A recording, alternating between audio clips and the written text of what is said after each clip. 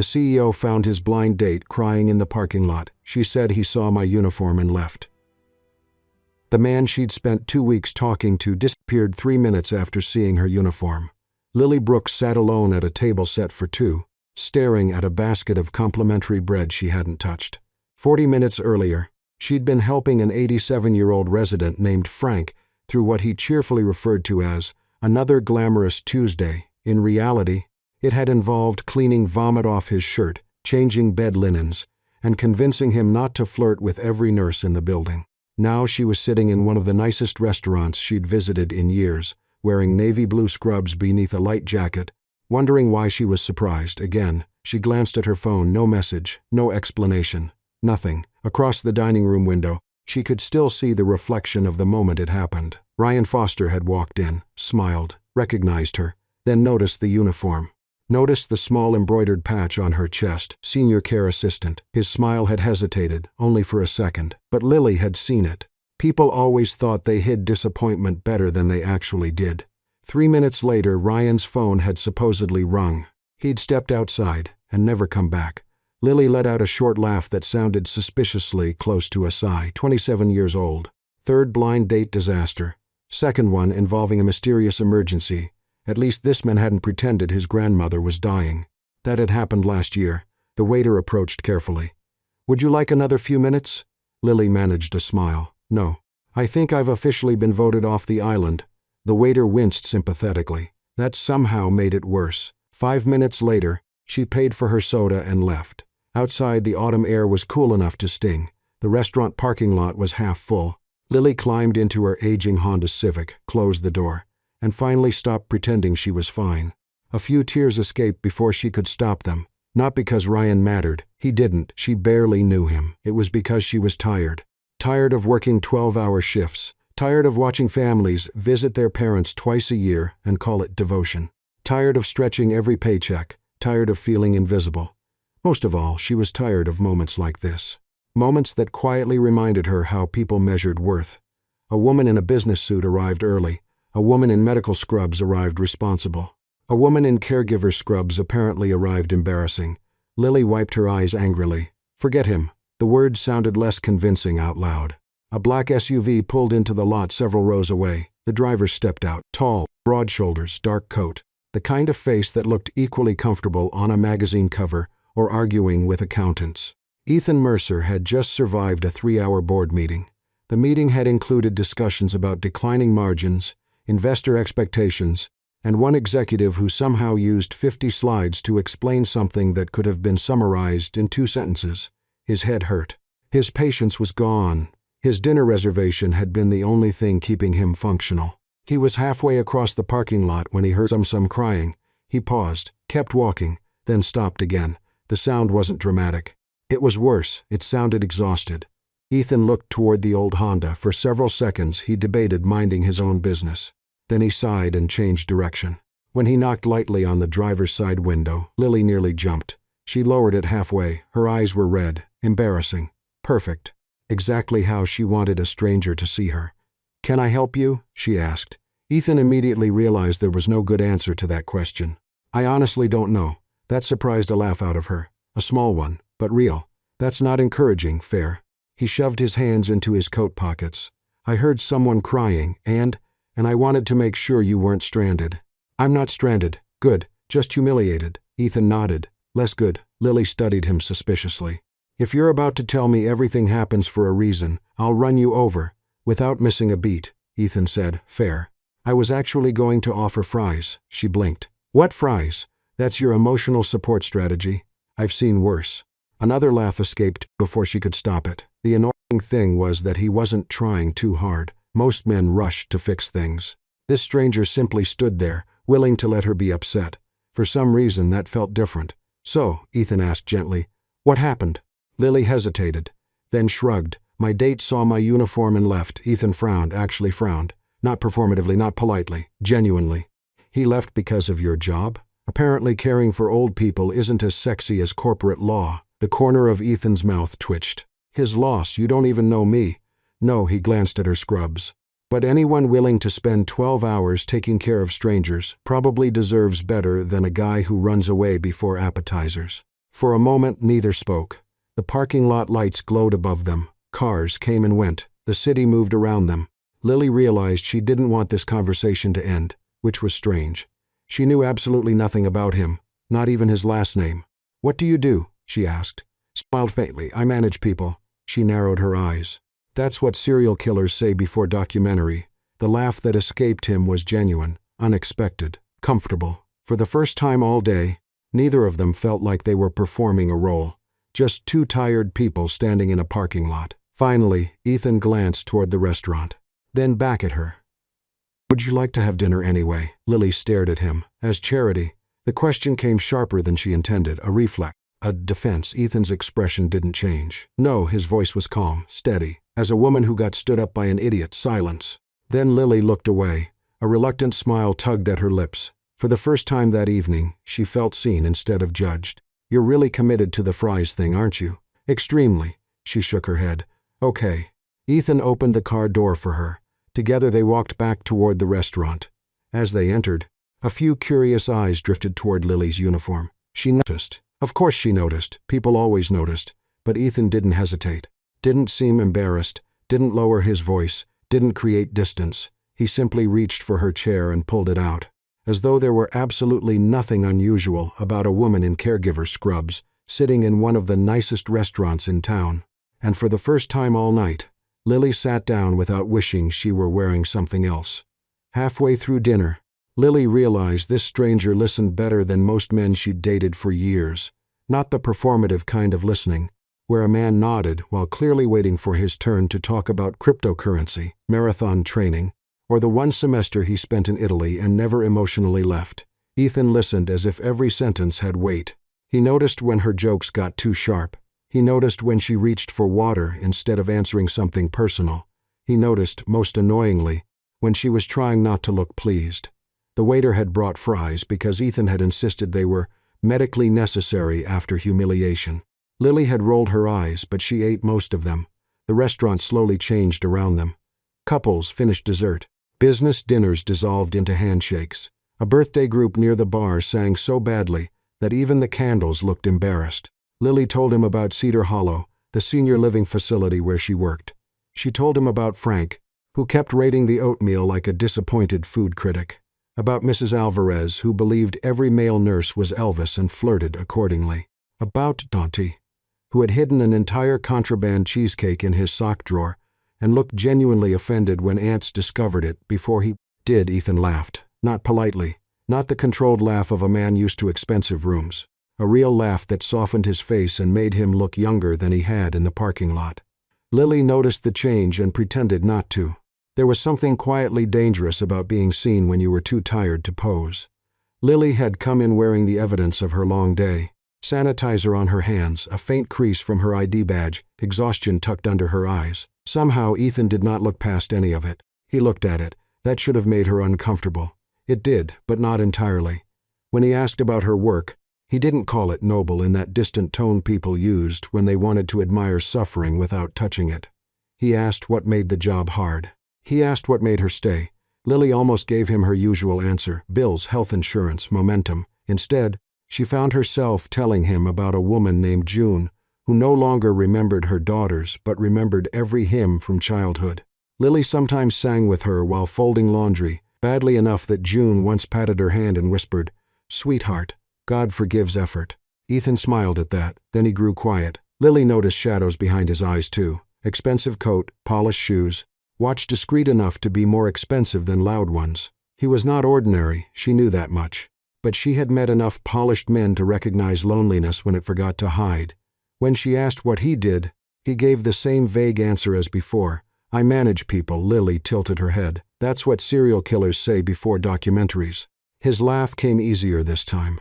The evening should have ended there, cleanly, with one strange story she could tell later. The night a handsome stranger saved dinner with fries. Instead, dessert arrived, then coffee, then the kind of silence that did not beg to be filled.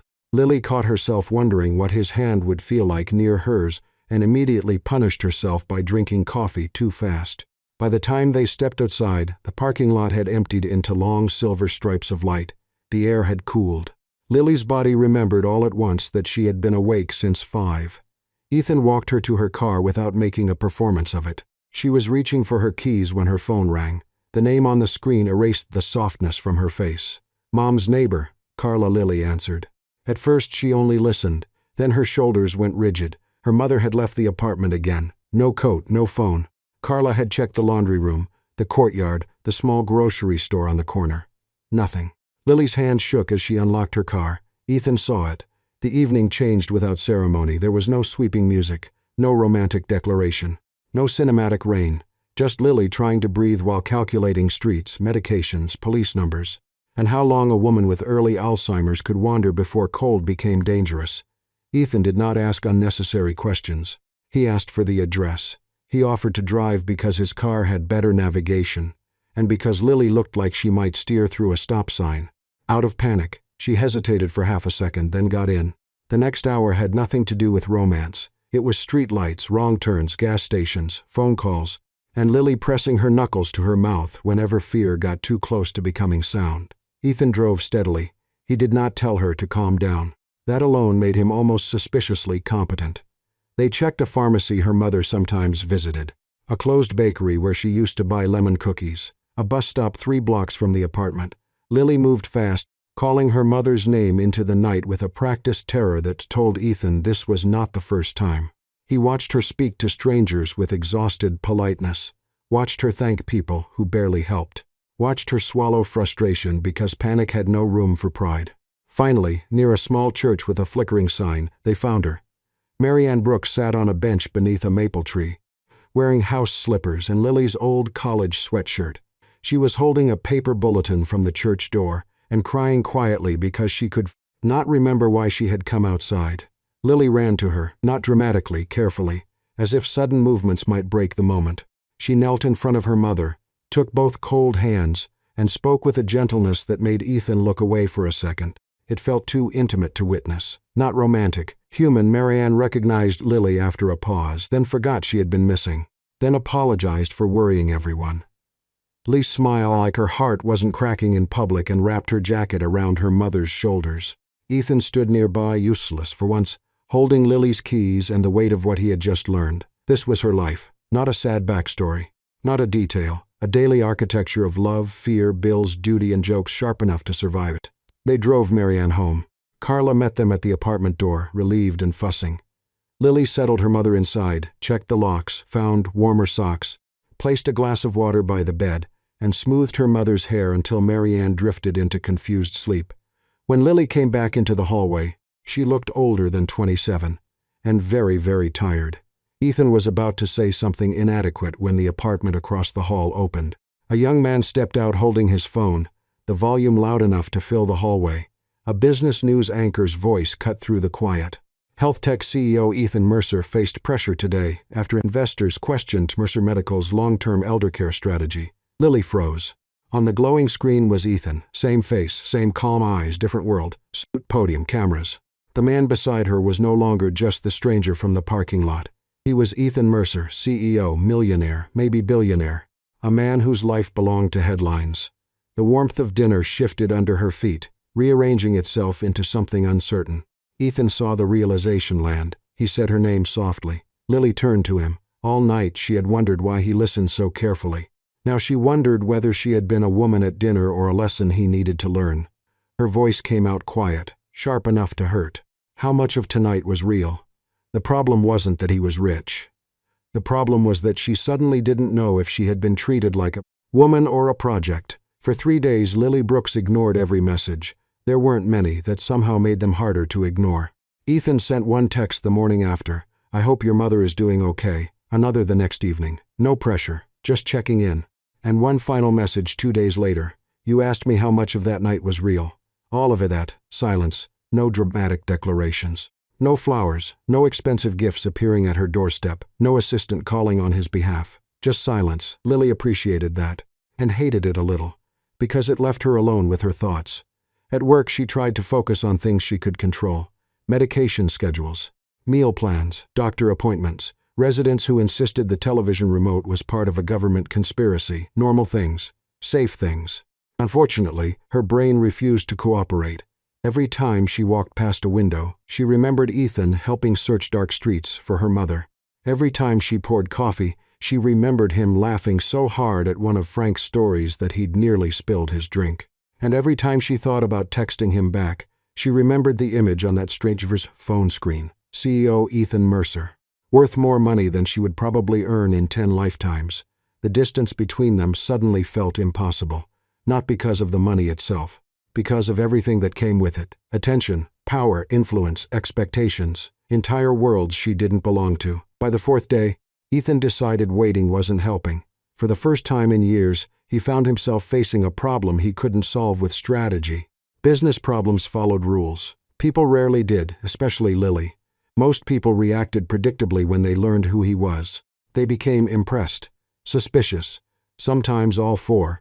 Lily had simply disappeared, which irritated him more than he wanted to admit, mostly because he understood why. Late Friday afternoon, Ethan parked outside the senior care facility where Lily worked. The building wasn't impressive. Neither were the salaries of the people working inside. Yet every resident depended on them. That realization lingered as he entered. The receptionist recognized him immediately. The residents did not. One elderly woman pointed at him from a wheelchair. "Elvis." Ethan looked around. There was no Elvis. The woman pointed harder. "You've aged terribly." Several staff members started laughing. For the first time all week, Ethan smiled. Lily appeared moments later. The smile disappeared. Not because she was angry. Because she looked tired. The kind of tired sleep couldn't fix. She crossed her arms. "What are you doing here?" "Apologizing. You drove 20 minutes to apologize?" 35, that almost earned a smile. Almost. They stepped outside near a small courtyard behind the building. Autumn leaves gathered around empty benches. For a moment neither spoke. Finally Ethan broke the silence. "I should have told you who I was." "Yes. I wasn't trying to trick you, I know." "Then why are you angry?" Lily stared toward the parking lot. When she finally spoke, her voice was quieter, more honest. "Because I liked you before I knew." The admission landed harder than either expected. She took a breath.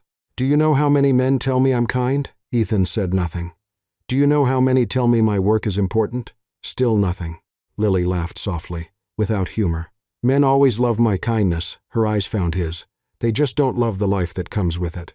That was the wound, not Ryan. Not one bad date. Years of people admiring compassion from a safe distance. Years of treating caregiving like a virtue rather than a career. A personality trait rather than a reality. Ethan understood something then. Not completely, but enough. Enough to stop defending himself. Enough to start listening. "I'm trying to understand." Lily nodded slowly.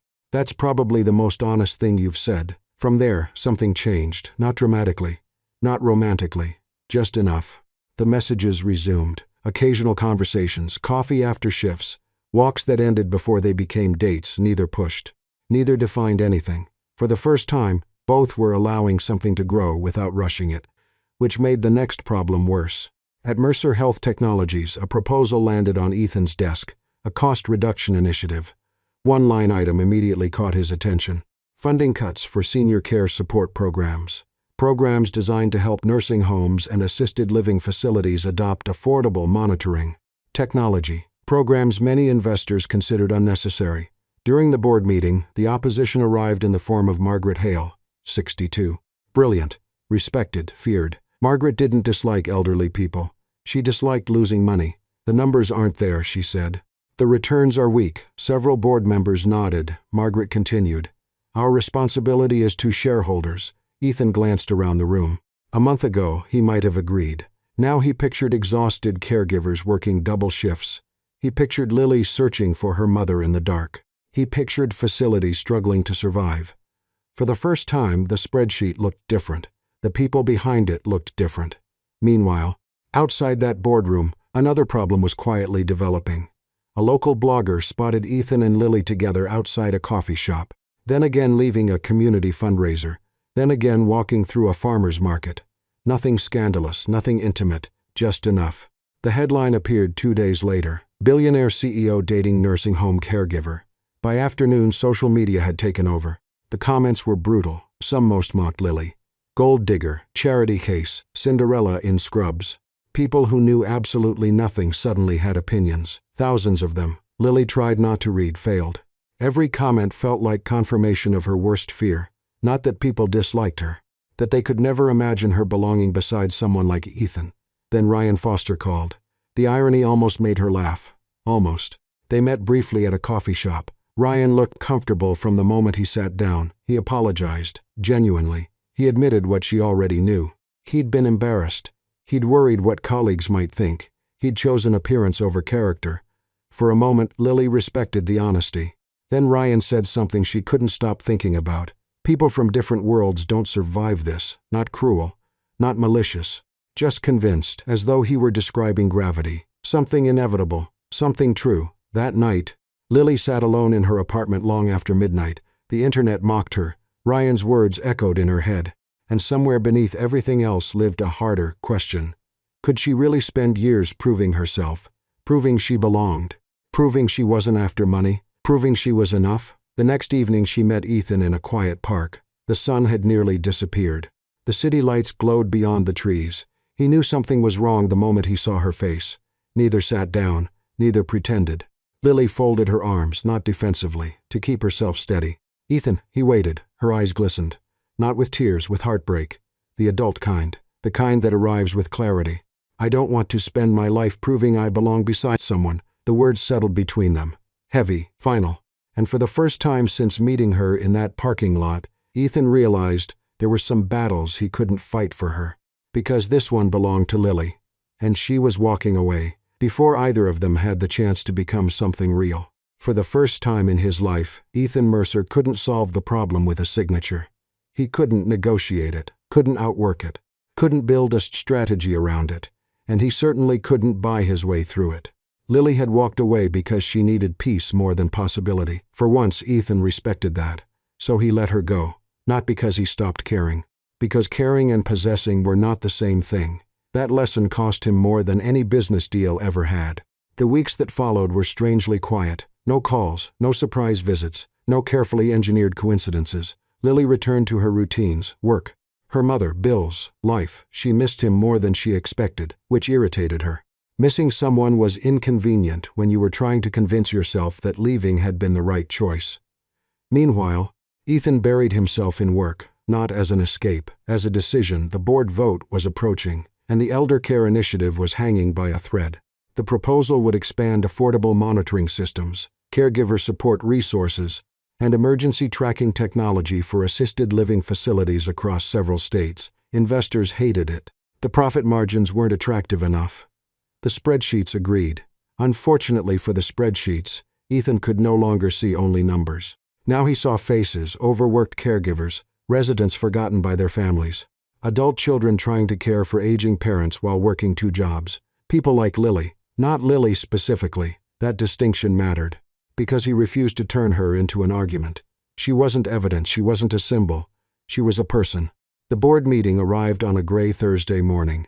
The atmosphere felt less like a meeting and more like a trial. Executives filled the conference room. Financial projections glowed across giant screens. Margaret Hale sat at the far end of the table, calm and prepared. As always, she wasn't a villain. That was what made her difficult. She genuinely believed she was protecting the company. When discussions began, opposition came quickly. Margins, growth targets, investor expectations, quarterly performance. The language of business filled the room. Then Ethan stood. The room quieted. For several moments, he simply looked around the table. At people he had known for years, people who respected him, people who might vote against him anyway. Finally, he spoke, not about public relations, not about branding, something else. The people who care for our elderly aren't invisible. His voice remained calm, steady. We simply benefit from pretending they are. Silence settled over the room. Several executives shifted uncomfortably. Ethan continued. He spoke about caregivers leaving the profession because support systems were inadequate. He spoke about nursing facilities struggling with staffing shortages. He spoke about the cost of ignoring problems until they became crises.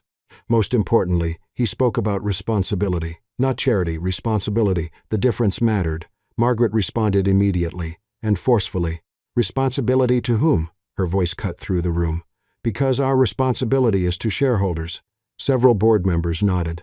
Margaret leaned forward. The proposal costs $1 million.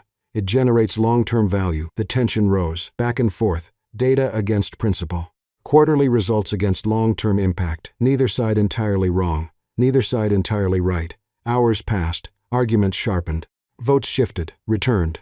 Shifted. At one point, Ethan realized he might not narrow decisively. Then he made a choice. A real one. Not a speech. Not a promise. A sacrifice. Funding is the concern, he said quietly. I'll forfeit my executive performance bonus for the next 3 years. The room froze. Several people looked genuinely shocked. Margaret stared at him. Ethan wasn't finished. I'll also restructure my compensation package. Now even the board members supporting him looked stunned. Because this wasn't symbolic, this was expensive. Painfully expensive. His future earnings, his leverage, his influence, his ability to negotiate future authority, all reduced, all voluntarily. Not because it would make him look good. Most investors would hate it. Not because it guaranteed success. It didn't. Simply because he believed it was worth the cost. For the first time that morning, Margaret had no immediate response. The vote followed an hour later. Close, uncomfortably close. One vote, that was the margin. One vote separated success from failure. The initiative passed barely. The room erupted into quiet conversations, relief, frustration, disbelief. Ethan sat back in his chair, exhausted, victorious, and strangely sad, because the person he wanted to tell wasn't there. Months passed. Winter softened into spring. The headlines moved on. The internet found new people to judge. Life continued. At Cedar Hollow, changes began appearing. New technology, improved support programs, resources that made difficult jobs slightly less impossible. Just help. The useful kind. Lily noticed everyone did. She never asked why, partly because she already knew. One afternoon, the facility director invited her to attend a regional launch event celebrating the program's expansion. Lily almost declined. Public events weren't her thing, but eventually she agreed. The ceremony took place in a newly renovated community center. Caregivers, administrators, local leaders, and healthcare workers filled the room. Speeches, coffee, name tags, exactly the kind of event Lily usually avoided. She was balancing a paper cup of coffee when she heard a familiar laugh somewhere behind her. Her stomach reacted before her brain did. Slowly, she turned. Ethan stood near the back of the room, older somehow, not physically, just quieter, more settled. For a moment neither moved. Months of distance hung between them. Then Ethan crossed the room. No audience, no performance, no dramatic reunion. Just one person walking toward another. When he stopped in front of her, both smiled. Small smiles, real ones. I didn't know you'd be here, Lily said. I wasn't sure you wanted to know. That earned a laugh. The familiar kind, the dangerous kind, the kind she'd missed. For a moment neither rushed to fill the silence. Then Ethan spoke, carefully, as though handling something fragile. Can I ask you to dinner again?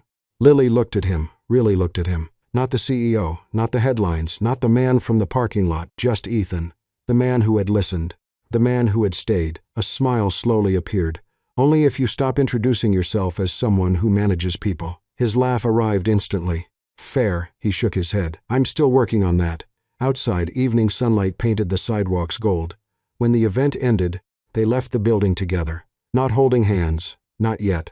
Neither seemed in a hurry. Their shoulders brushed once as they walked. Then again, natural, unforced. Two people moving in the same direction. For now, that was enough. Because the right man isn't the one who sees your value when you're dressed your best. He's the one who still pulls out a chair for you when the entire world is staring at your uniform. And sometimes, the kind of love that lasts doesn't begin when someone rescues you. It begins when they simply refuse to look away. Sometimes, the most important moment in a love story isn't the first kiss. It's the moment someone decides not to look away.